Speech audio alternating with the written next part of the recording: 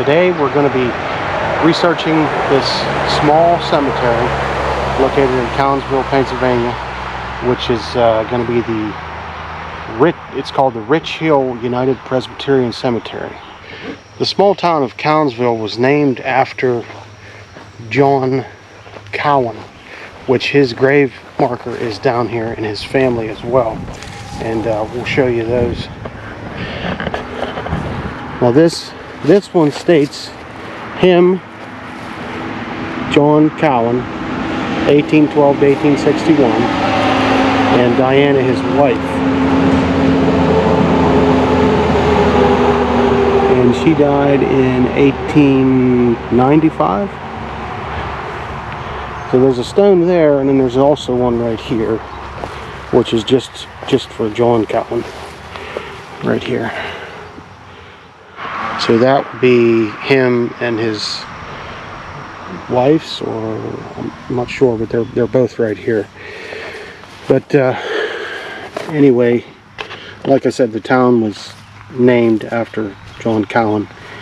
But it says on the sign, "Dear friends, my work on earth is done. I have reached my long-sought home, transported to that blissful clime, enjoying youth's immortal prime." But most of the graves in this cemetery are in the 1800s. It's pretty old cemetery. Some of the stones are in pretty bad shape, but we're going to go over that a little bit, and there's some interesting features we're going to go over here about this graveyard. As we walk through the cemetery here, you're going to see that there's a lot of older stones.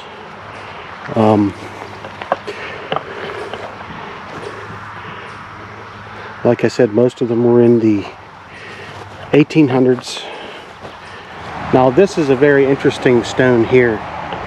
Now on this particular stone you can see a few letters here, but you can see this originally was a regular fieldstone, and somebody carved this out of a fieldstone. If you take a good look at it there, you can see where it was the rough fieldstone, and then you can see where they carved it and made a gravestone out of it.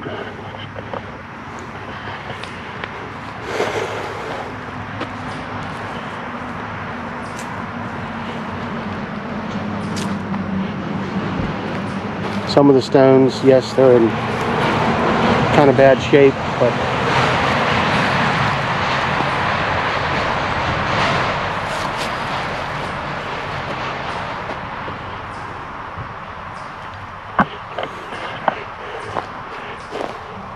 probably a lot of these were carved out of fieldstones, because I see this same cut style along the edge that I seen on that other one down there. These were probably, most of them, these older ones were probably cut out of fieldstone. This one here, John Young passed away in 1834. And I know there's some early 1800s ones in here as well.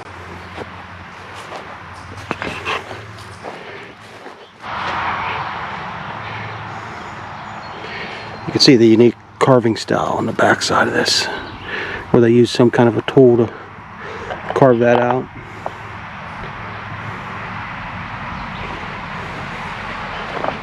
This was the first church in Armstrong County, Pennsylvania, and it was a log church, and we think we kind of found the old foundation. But so this church was founded actually a few years before 1810.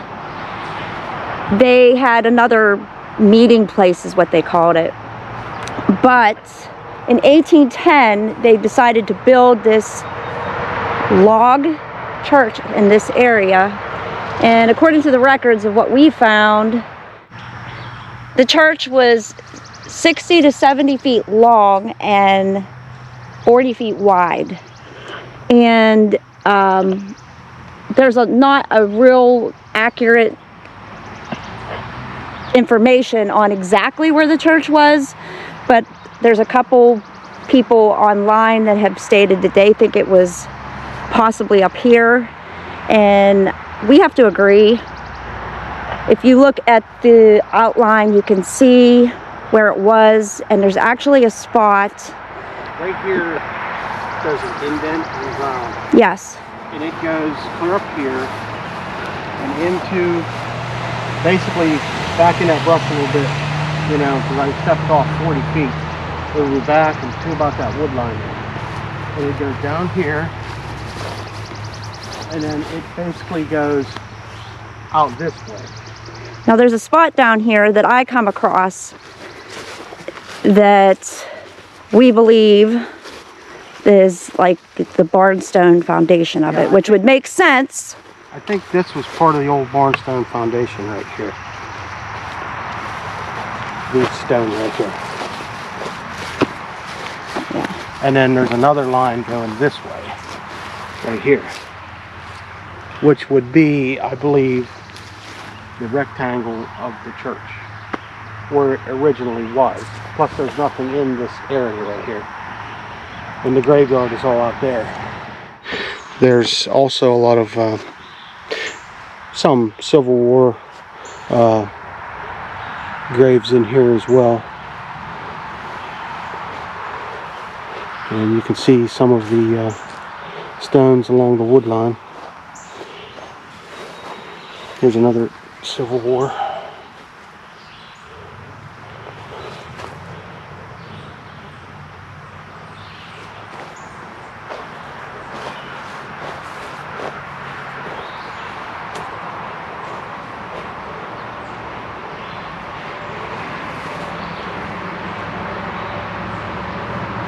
That one's 1855 or 65. That one's 1876.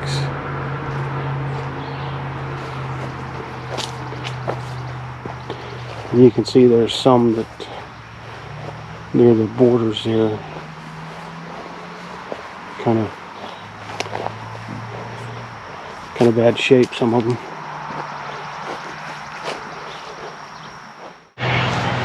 Here's one that appears to be just a stone, an upright stone. I'm assuming, looks like it's on another big stone though. I'm assuming it's some kind of a grave marker, but some of these are pretty old.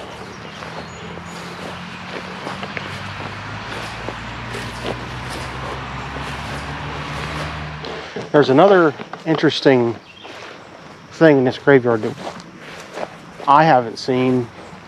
I mean, I'm no graveyard expert or anything, but there's an interesting thing up here, and at first we thought it was some kind of a vault, but what it is it's just some kind of protection. Now, some kind of grave protection. Now, if you look at it, this is it here. Now, we went up to it, and you know, you thought, well, maybe it had a top on it at one time. I don't think so, because these stones are rounded on the top. So this small open vault, which is unique. I've never seen anything like this, but it must be some kind of protection for the grave that's inside. You can see the grave marker here inside, and that's pretty interesting. I've never seen a stone barrier like this to protect a grave. I mean, I've seen those caged burials and different things like that, but this is kind of a different take on the same thing, I guess you might say. But it's very interesting. It's way up in the corner. Okay, we got a light here. Get a picture of the grave. Now this, it says Margaret A., daughter of Reverend William and Elizabeth Smith, born May 14th, 1851, died May 19th, 1853. And so it must have been her 2-year-old daughter. But that's a shame.